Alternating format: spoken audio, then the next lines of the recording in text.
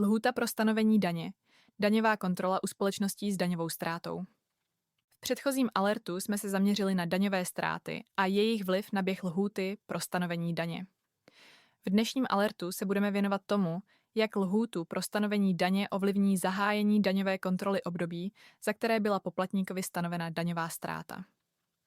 Dle ustanovení paragrafu 148 odstavce 3 daňového řádu byla-li před uplynutím lhůty pro stanovení daně zahájena daňová kontrola, lhůta pro stanovení daně se přeruší a začne běžet znovu ode dne zahájení daňové kontroly.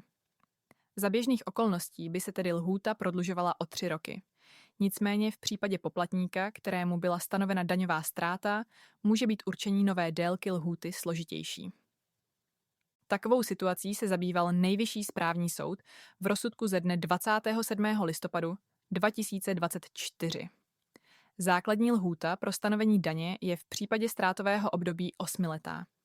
Jádrem sporu bylo, kdy uplyne lhůta v případě, že dojde v rámci této 8leté lhůty k zahájení daňové kontroly.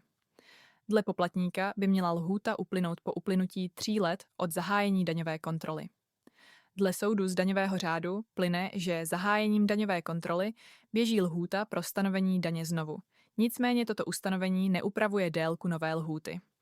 Ta v případě poplatníka, kterému byla stanovena daňová ztráta, vychází z paragrafu 38 odstavce 2 zákona o daních z příjmů. Z tohoto ustanovení dle soudu jednoznačně vyplývá, že jde v tomto případě znovu o lhůtu 8letou. Tato 8letá lhůta tak začíná dle daňového řádu znovu běžet dnem zahájení daňové kontroly. Nicméně, délka základní lhůty se pro následující období, pokud nedojde ke stanovení další daňové ztráty, bude postupně zkracovat o 1 rok, například pro období následující po období, pro které byla ztráta stanovena, je 7letá.